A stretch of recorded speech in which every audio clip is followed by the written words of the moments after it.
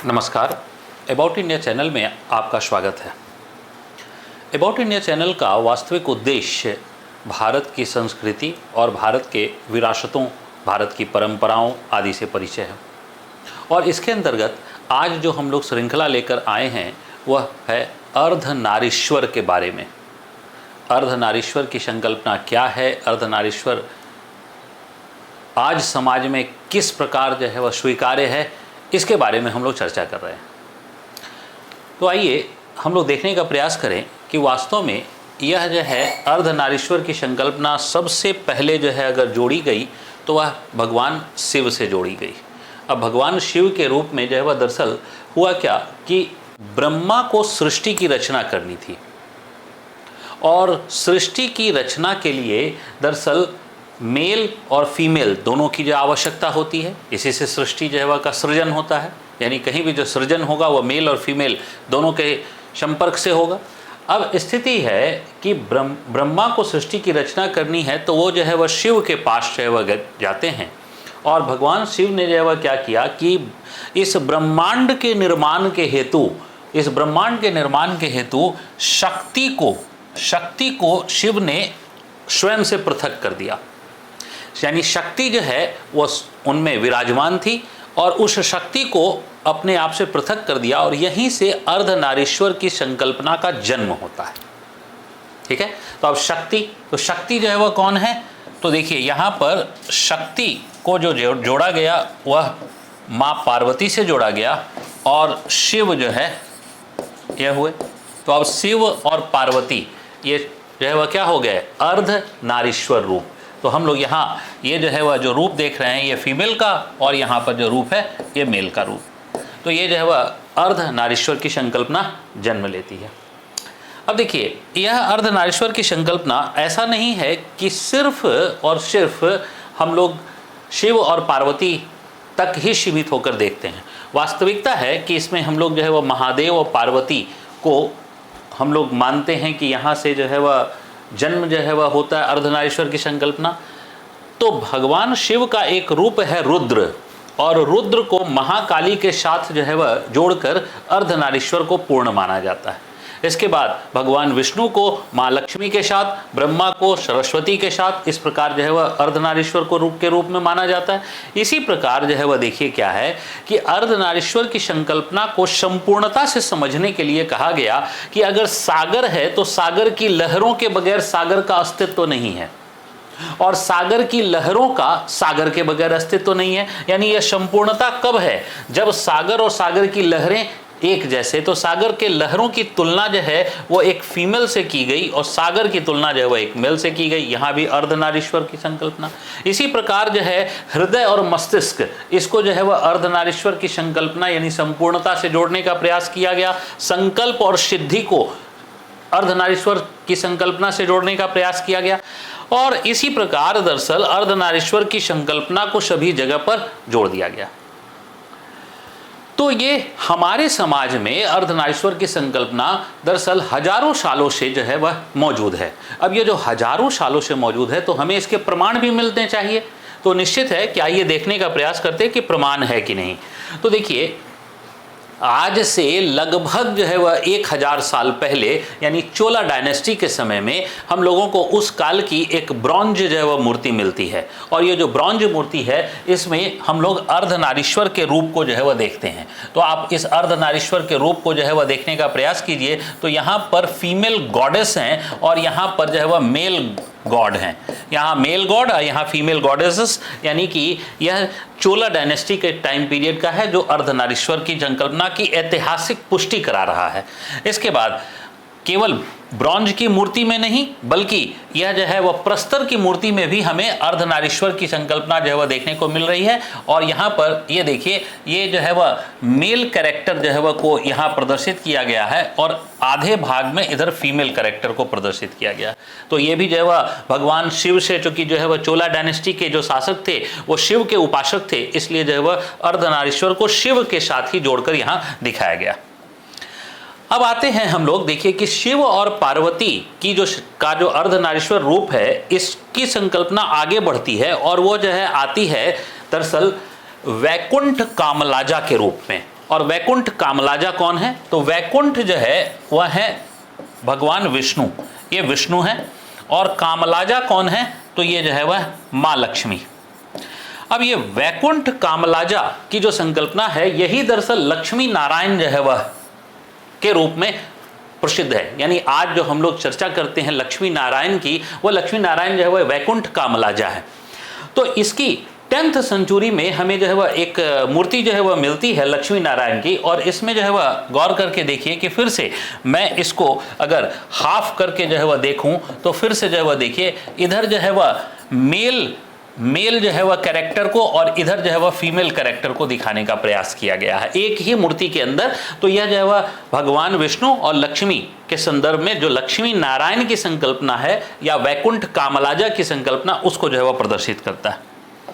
इसके बाद जो है वह यही जो है वह हमें केवल भारत में नहीं बल्कि नेपाल में भी दिखता है। नेपाल में एक जो है वह हमें धातु की प्रतिमा मिलती है, और इस धातु की प्रतिमा में भी जो है वह देखिए क्या है कि इधर जो है वह भगवान विष्णु के मेल गॉड को और इधर फीमेल गॉडेस को जो है वह माँ लक्ष्मी के रूप में वैकुंठ कामलाजा के रूप में जो है वह स्थापित किया गया नेपाल में, जो 14th सेंचुरी का है। इसका मतलब है ऐतिहासिक में 9th सेंचुरी से हमें प्रमाण मिल रहे हैं, तो वह लगातार क्रम में है। यानी 14th सेंचुरी में आ गए और ये 500 सालों का इतिहास हो गया। यानी हर समय हमें अर्धनारीश्वर की संकल्पना देखने को मिलती है। इसी प्रकार हमें जो है वह राजस्थान में जो ये एक पेंटिंग जो है वह हमें मिलता है, और ये पेंटिंग जो है वो 1765 का पेंटिंग है। अब जो है वह ये देखिए 14th सेंचुरी से हम लोग आ गए 18th सेंचुरी में। 18th सेंचुरी में राजस्थान में लक्ष्मी नारायण की या वैकुंठ कामलाजा की एक जो है पेंटिंग मिलती है, और इसमें भी जो है वह क्या है, तो इधर जो है वह मेल यानी भगवान विष्णु और इधर फीमेल यानी कि जो है माँ लक्ष्मी को जोड़कर देखा गया है। अब अगर जो है वह हम इस अर्धनारीश्वर के रूप को वर्तमान में जो है वह देखें, तो वर्तमान में यह एक पोर्ट्रेयल है। यह जो है वह मैं ऐसा नहीं कर रहा हूं कि ये कोई ऐसा रूप जो है वह देखने को मिल रहा है, ये एक पोर्ट्रेयल है। चित्र के द्वारा जो है वह, ये पेंटिंग के द्वारा एक जो है वह कलाकार है, उस कलाकार ने अपने पेंटिंग के द्वारा अर्धनारीश्वर को दिखाया है। अब ये तो जो है वह अर्धनारीश्वर को दिखाया गया है, लेकिन इस अर्धनारीश्वर के रूप को जो है अगर देखना है तो आज जो है वह हम लोग किस में देख सकते हैं, तो इस अर्धनारीश्वर के रूप को हम लोग देख सकते हैं किन्नरों में। अब देखिए किन्नर समुदाय जो है, इस किन्नर समुदाय में आधे पुरुष का गुण और आधे महिला का गुण। अब इसका मतलब है कि किन्नर समुदाय को दरअसल संपूर्णता से जोड़कर देखा गया, और किससे जो वह तुलना की गई, तो उसको लक्ष्मी नारायण से और शिव पार्वती से तुलना की गई। इसका मतलब है उनमें भगवान शिव के भी अंश हैं, माँ पार्वती के भी अंश है, भगवान विष्णु के भी अंश है, माँ लक्ष्मी का भी अंश है।